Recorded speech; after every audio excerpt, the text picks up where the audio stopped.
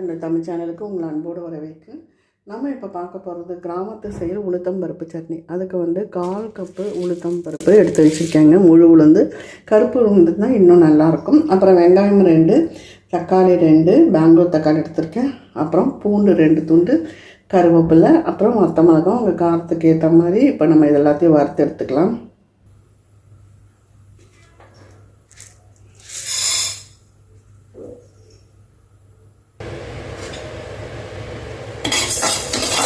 உளுத்தம் பருப்பை நல்லா வாசம் வர வரைக்கும் வறுத்து எடுக்கணும்.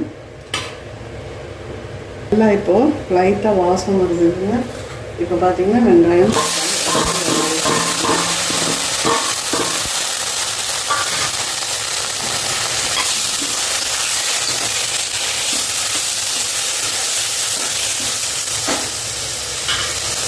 எல்லாத்தையும் வறுத்து எடுத்துட்டு இது கொஞ்சம் வதங்கி வரும்போது மிளகாவையும் வத்த மிளகாவையும் போட்டு வறுத்து எடுத்துடலாம். இப்போ அப்படியே வத்த மிளகாவும் சேர்த்துக்கலாங்க.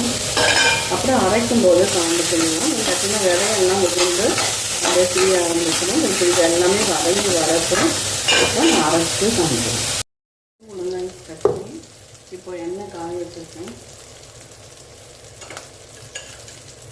1 ஸ்பூன் கடுகு, அப்புறம் கருவேப்பிலை,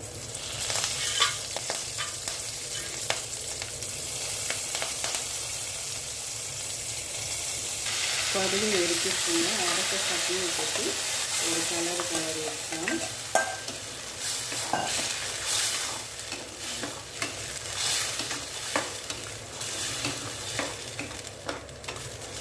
அவ்வளோதான், சூப்பராக உளுத்தம் பருப்பு சட்னி, அதனால கார சட்னி ரெடியாக இருக்குது. ரொம்ப டேஸ்ட் டிஃப்ரெண்ட்டாக இருக்கும்.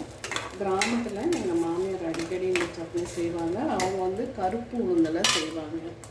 அவ்வளோதான், சூப்பராக உளுந்தம் பருப்பு கார சட்னி ரெடி ஆகிடுது. கண்டிப்பாக நீங்கள் ட்ரை பண்ணி பாருங்கள்.